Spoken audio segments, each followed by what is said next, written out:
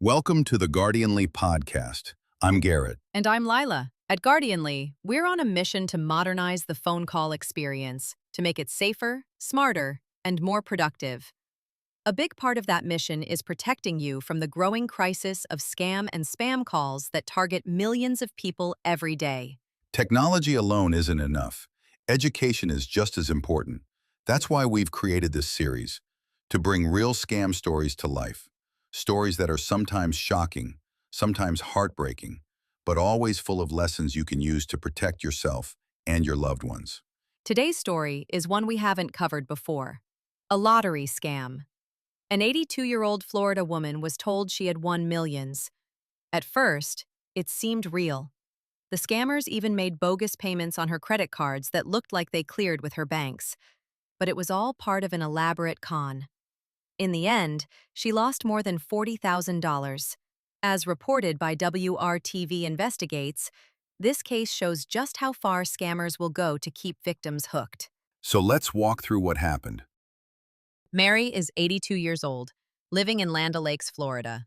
One day, she got a phone call from a man calling himself Michael Baxter, claiming to represent Mega Millions, the national lottery known for its giant jackpots.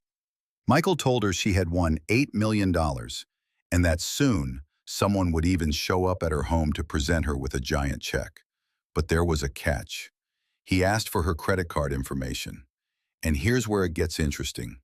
Michael told Mary he would pay off her credit cards for her. And incredibly, it looked like he did.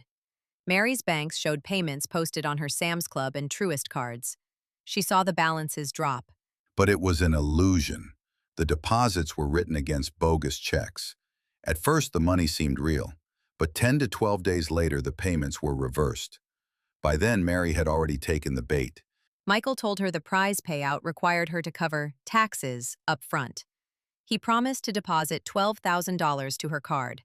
But first, she needed to withdraw $6,000 in cash and send it by UPS to an address in Indianapolis.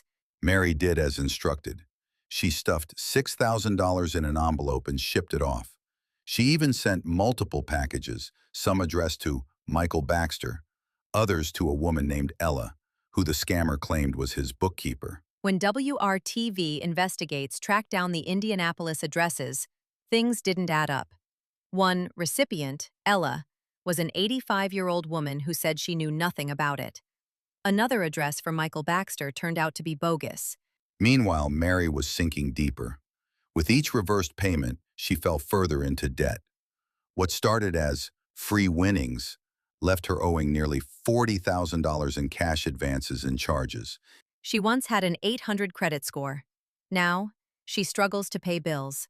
And at 82, she's still working. Mary herself put it simply. They took advantage of somebody that was gullible. Lottery scams like this are widespread. The FBI says that in 2023 alone, older Americans lost $3.4 billion to fraud, and sweepstakes and lottery scams are among the most common. And this case shows how scammers add credibility, making fake payments, shipping instructions through legitimate services like UPS, and using U.S. addresses as drop points. All of it designed to make the lie feel real. So what can we learn from Mary's story? First, you can't win a lottery you never entered. If someone calls you out of the blue saying you've won, hang up. Second, legitimate lotteries never ask for upfront fees, taxes, or payments before releasing prize money. Third, be cautious with confirmed payments. Just because your bank shows a cleared transaction doesn't mean the funds are legitimate. Fake checks can bounce days or even weeks later. And finally, talk it over with someone you trust. Scammers rely on secrecy. If Mary had paused to check with family or a financial advisor, she might have avoided sending cash to strangers. So that's today's story. Mary's $8 million jackpot that turned into a $40,000 loss. A painful reminder that even when things look legitimate, even when banks temporarily confirm payments, scammers are always one step ahead. Next time on the Guardianly podcast, we'll explore another real-life case.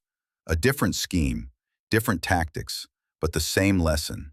Scammers are out there, and awareness is your best protection. Thanks for joining us today. If Mary's story resonated with you, share this episode with someone you care about. The more people we reach, the harder it becomes for scammers to succeed. Until next time, stay safe, stay aware, and remember, Guardianly is here to protect your calls, your connections, and your peace of mind.